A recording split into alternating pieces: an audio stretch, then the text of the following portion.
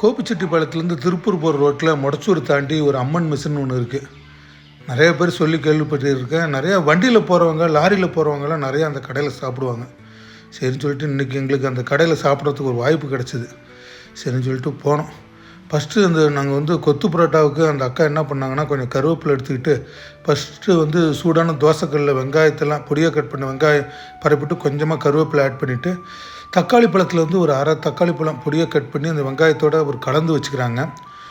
2 பரோட்டா எடுத்து சின்ன சின்னதாக நல்லா பிச்சு போட்டு, இந்த பிச்சு போட்ட பரோட்டாவே இந்த தக்காளி வெங்காயம் கருவேப்பிலோடு ஆட் பண்ணிவிட்டு நல்லா ஒரு தேவையான அளவு எண்ணெயெல்லாம் விட்டுட்டு அதில் சென்டரில் கொஞ்சம் கேப் பண்ணிக்கிறாங்க. 2 முட்டையை உடச்சி ஊற்றிட்டு அதில் நான்வெஜ் குழம்பு ஆட் பண்ணிவிட்டு நல்லா கலக்கிட்டு இந்த பரோட்டாவோட அப்படியே கலந்துக்கிறாங்க. இந்த பரோட்டா சின்ன சின்னதாக குத்துறதுக்குன்னு பார்த்தீங்கன்னா ஹோட்டல் கடையில் ஒரு டூல்ஸ் வச்சுருப்பாங்க. அதை வச்சு அக்கா பயங்கர சுறுசுறுப்பு. அந்த வயசுலேயும் நல்லா சின்ன சின்னதாக நல்லா பொடியாக குத்தி பார்க்கணும். அவங்க அந்த கொத்து பரோட்டா கொத்துறது பார்க்கணும், அழகு.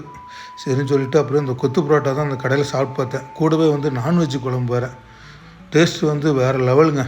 பத்தாவதுக்கு அவங்க குடல்னு சொல்லிவிட்டு ரத்தம் குடல்னு சொல்லிவிட்டு ஒரு கிரேவி கொடுத்தாங்க.